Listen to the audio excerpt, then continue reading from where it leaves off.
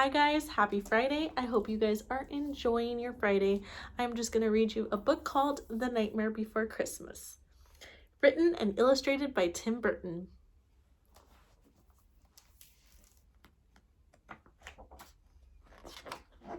Here is the first picture.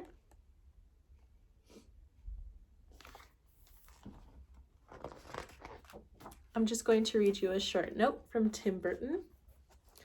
I wrote The Nightmare Before Christmas poem long before I thought of it becoming a stop-motion film. It was always intended as a book, and I'm so happy that I was able to accomplish that original vision, and that people 25 years later seem to still appreciate it. Tim Burton.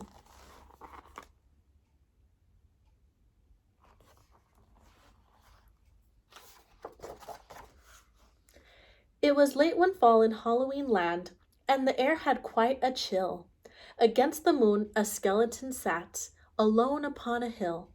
He was tall and thin, with a bat bow tie. Jack Skellington was his name.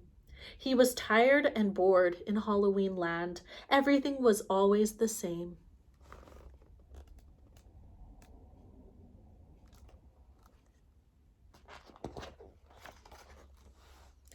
I'm sick of the scaring, the terror, the fright. I'm tired of being something that goes bump in the night.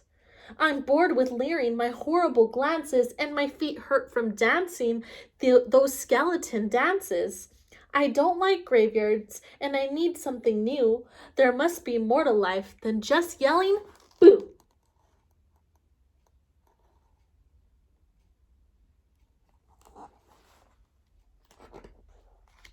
Then out from a grave with a curl and a twist came a whimpering, whining, spectral mist. It was a little ghost dog with a faint little bark and a jack-o'-lantern nose that glowed in the dark. It was Jack's dog Zero, the best friend he had, but Jack hardly noticed, which made Zero sad.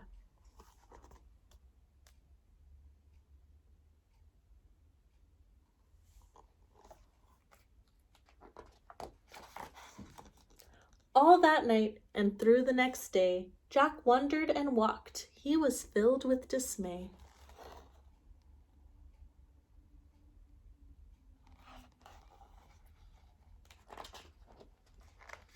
Then deep in the forest, just before night, Jack came upon an amazing sight. Not 20 feet from the spot where he stood were 3 massive doorways carved in wood. He stood before them, completely in awe, his gaze transfixed by one special door. Entranced and excited, with a slight sense of worry, Jack opened the door to a white, windy flurry.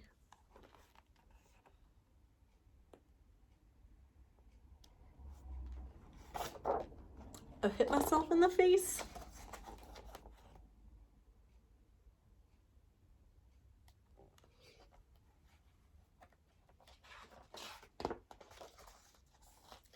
Jack didn't know it, but he'd fallen down in the middle of a place called Christmas Town. Immersed in the light, Jack was no longer haunted. He had finally found the feeling he wanted. And so that his friends wouldn't think him a liar, he took the present-filled stockings that hung by the fire. He took candy and toys that were stacked on the shelves, and a picture of Santa with all of his elves. He took lights and ornaments and the star from the tree, and from the Christmas Town sign, he took the big letter C. He picked up everything that sparkled or glowed. He even picked up a handful of snow. He grabbed it all, and without being seen, he took it all back to Halloween.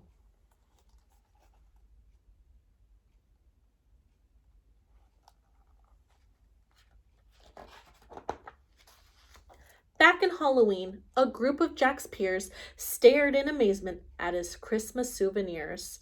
For this wondrous vision, none were prepared. Most were excited, though a few were quite scared.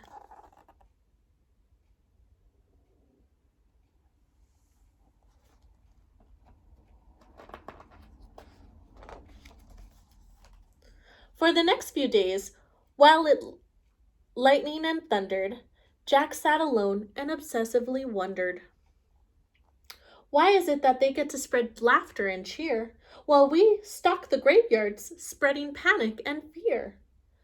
Well, I could be Santa and I could spread cheer. Why does he get to do it year after year? Outraged by injustice, Jack thought and he thought. Then he got an idea. Yes, yes, why not?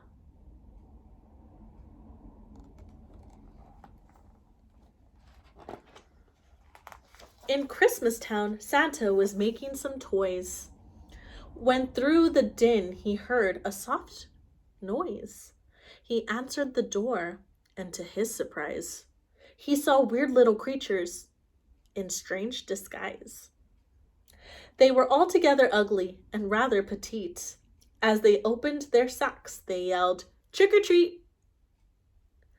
Then a confused Santa was shoved into a sack and taken to Halloween to see Mastermind Jack.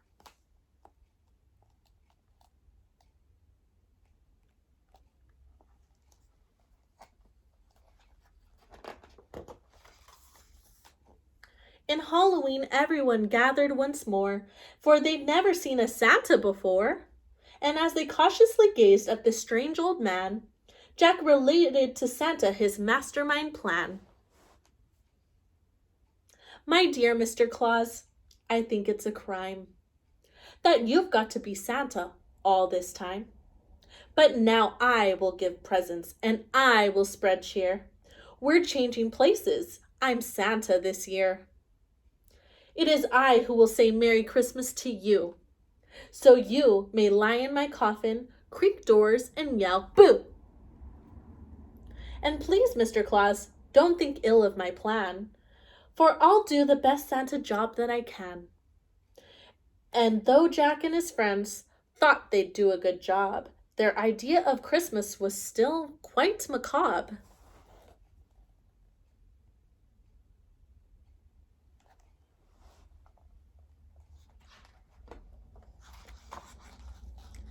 They were packed up and ready on Christmas Eve day when Jack hitched his reindeer to his sleek coffin sleigh.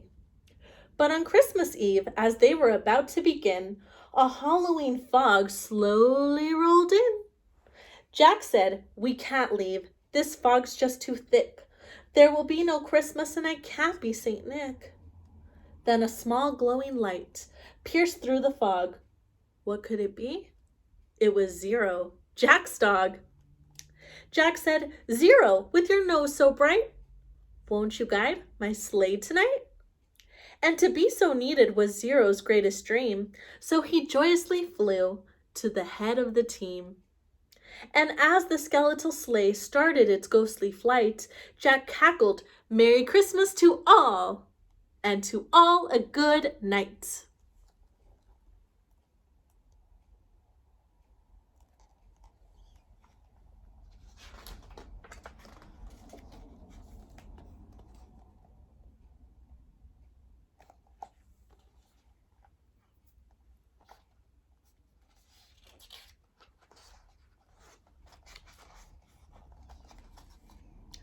"'Twas the nightmare before Christmas, and all through the house not a creature was peaceful, not even a mouse. The stockings all hung by the chimney with care, when opened that morning would cause quite a scare. The children all nestled so snug in their beds would have nightmares of monsters and skeleton heads. The moon that hung over the new fallen snow cast an eerie pall over the city below. And Santa Claus's laughter now sounded like groans, and the jingling bells like chattering bones. And what to their wondering eyes should appear but a coffin sleigh with skeleton deer, and a skeletal driver so ugly and sick, they knew in a moment, this can't be Saint Nick.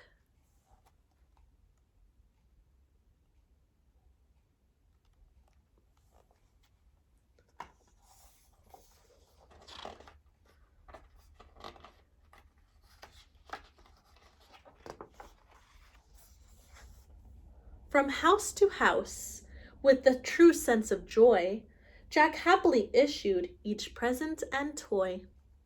From rooftop to rooftop, he jumped and he skipped, leaving presents that seemed to be straight from a crypt. Unaware that the world was in panic and fear, Jack merrily spread his own brand of cheer.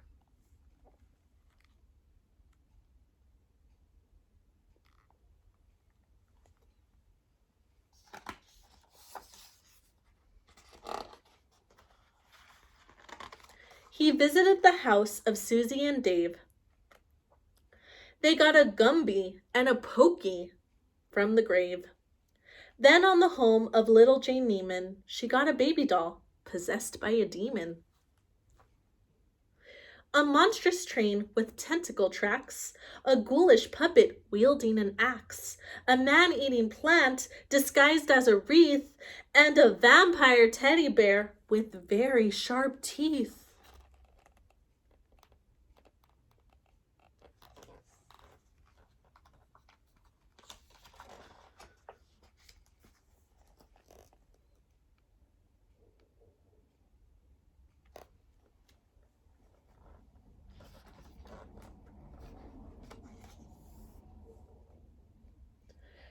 There were screams of terror, but Jack didn't hear it. He was much too involved with his own Christmas spirit.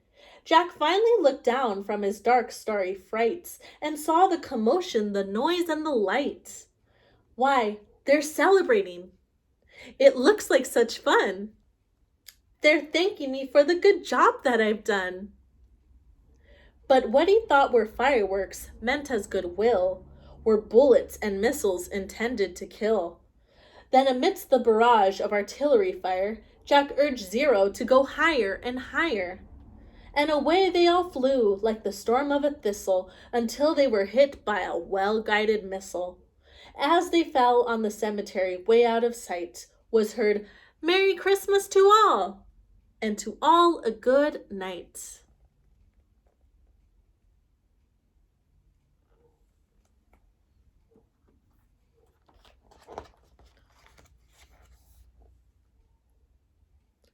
Jack pulled himself up on a large stone cross, and from there he reviewed his incredible loss.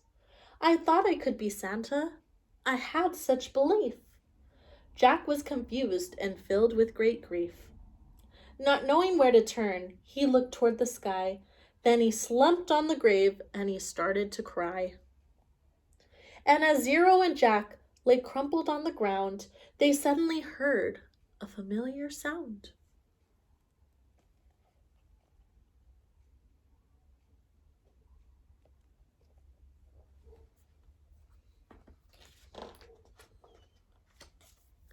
My dear Jack,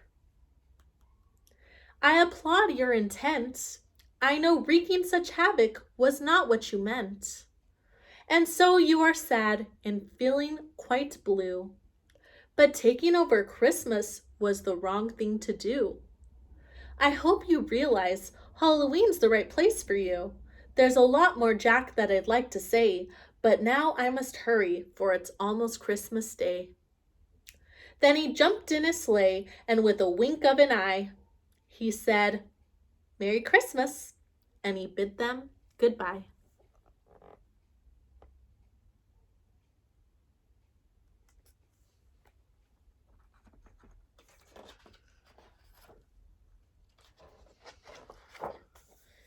Back home, Jack was sad, but then like a dream, Santa brought Christmas to the land of Halloween.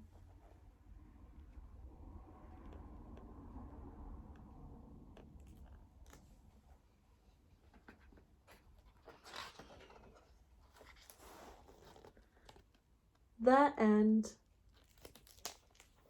And that was The Nightmare Before Christmas. Some things to consider after reading this book. Did Jack mean anyone any harm when he tried to take over Christmas? He wasn't trying to be mean. He really just wanted to try something new. And he thought he was being nice and causing cheer and helping everyone, but in reality, he wasn't. But you know what? Santa was really kind to him. Even though he did the wrong thing, Santa still was there for him and made his day bright. So I just want you to think about that. I hope you guys have a really good Friday, and I'll see you guys on Monday.